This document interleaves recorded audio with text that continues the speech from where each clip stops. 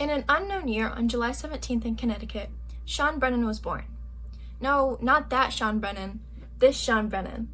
Hi, I'm Resident Goth Girl, more commonly known as Katie, and I'm here today to explain the history of the iconic band London After Midnight. Listen, when I was researching for this video, I was trying to find Sean Brennan the musician's birth year, but I couldn't find it, and instead it came up with Sean Brennan the politician's birth year, and he's 55, and theoretically, Sean Brennan the musician should be in his 50s due to him being an adult man in the 90s, or, 50s or above, and just saying, I've never seen the two Sean Brennans in the same room together. Anyway, let's get down into the video. The glasses are coming on so I can read the stuff that I wrote down here. Okay. In 1990, Sean Brennan moved to California, where he formed London After Midnight. The band name originated from the 1927 film of the same name. Now, London After Midnight really just consists of Sean Brennan himself. However, when reading through the band's website, it states there's never been any other permanent band members, so he just has like a live band playing with him at shows, obviously. And as of July 1st, 2025, the current live band members are, sorry, I know I'm gonna butcher y'all's names, I'm so sorry, Michael Areklet, Pete Pace, and Jeremy Conman. LAM, or London After Midnight, is a band that takes inspiration from a multitude of different genres. Most people would associate the band as being goth. Well, yes, there are plenty of dark themes and spooky beats. London After Midnight rejects all labels. As explained on the website, London After Midnight shuns labels. However, saying that labels can limit an artist's creative freedom and can also destructively divide audiences. Some people can define themselves by the style of music they listen to and refuse to expand beyond that label, which can ultimately limit artists. That is just some of Sean Brennan's opinion on labels.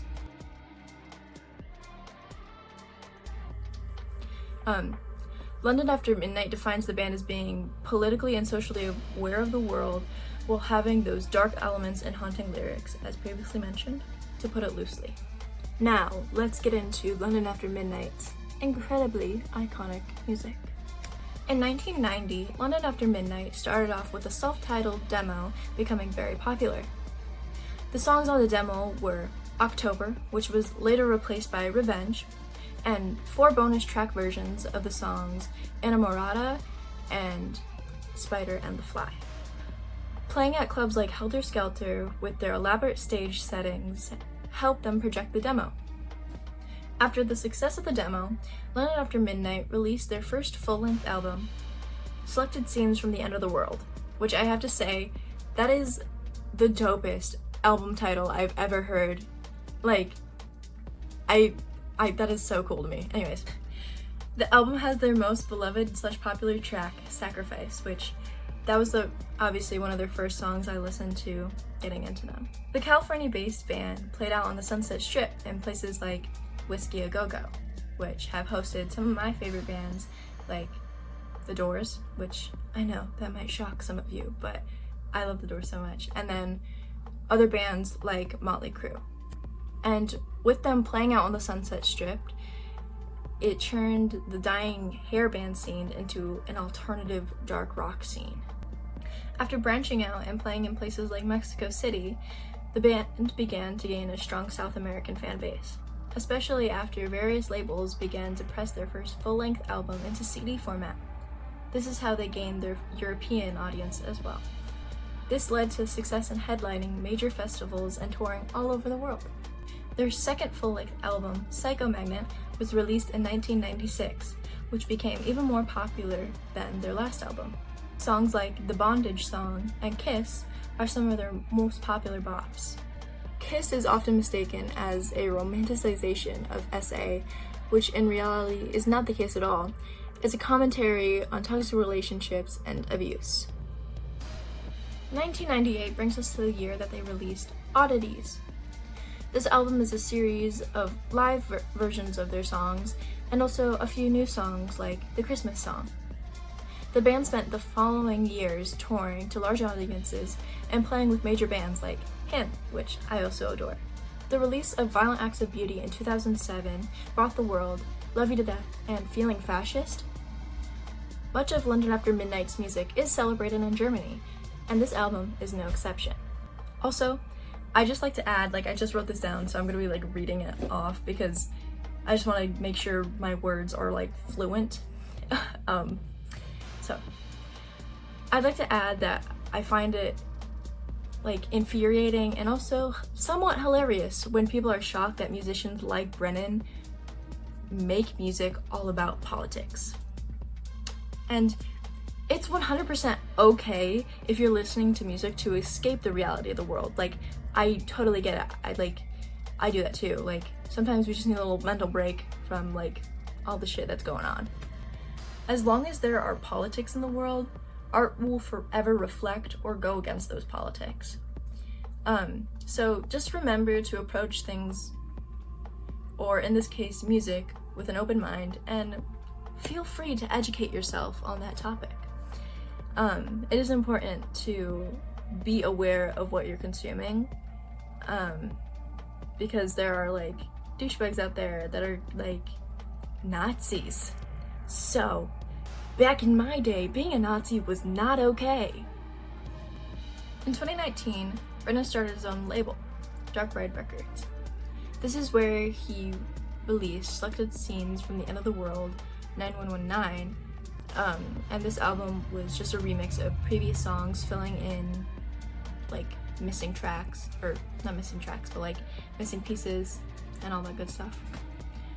Brennan / London After Midnight continued touring until 2020, which we all know is when the pandemic happened. So, as a world tour had to be cancelled, he released Live from Isolation, another live album with some of his most beloved songs featured on it. The most recent release was in 2022 of Oddities 2. This featured never before released songs. The previously mentioned song, October, from the demo tape we talked about earlier in the video, was finally re-released to the public on this album. So, that's dope. London After Midnight is still kicking ass to this very day, and they're still loved by many metalheads, goths, punks, rockers, and people who hate labels. Anyways, Sean Brennan's activism hasn't stopped either. He stands against animal cruelty, and supports human rights, amongst many other things. Brennan's style hasn't gone away either. Look at that. Look at those outfits. Editor me, put some outfits up here. Yeah, look at that. His outfits still eat down, bro. My inspiration. With all of that being said, my friends, you reached the end of the video. Woo! Woo! Thank you for staying all the way through. Means the world. And if you're unfamiliar with London After Midnight, I hope this video has encouraged you to go check out their music. It's so good. It is just so good. And if you're familiar, I hope you enjoyed your stay. Hope I was entertaining enough. Alright, and I hope you learned something new and fun. But I urge all of you to go stream London After Midnight's music. Go check out the website with all of more information that I know I did not include in this video. That's where all the goodies are. There's so many fun little media things. I saw that there were some articles you could read through, and also Sean's newspaper. That's so dope, where he talks about people who stalked him. Not cool, man. Not cool. Anyways. Also, wait, hang on. The visuals of the website, so cute, very early internet. Love it. Go follow him. Go follow Sean Brennan. Support London After Midnight, man.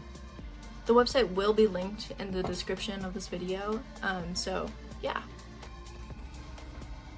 Also, please like and comment. Any interaction with this video would mean the world to me. Subscribe if you're feeling a little frisky. you know, comments, feel free to put down like fun facts about the band, concerns, questions. If I got anything wrong, comment down below, which I feel like that'd be considered concerns, but you know. Anywho, my socials are also linked below. Feel free to give those a follow. I'm very active on Instagram and TikTok. And yeah. So, peace, love. See you later. I sacrifice. The song Kiss, which was previously mentioned. Okay, you have a small dick, we know. Anyways.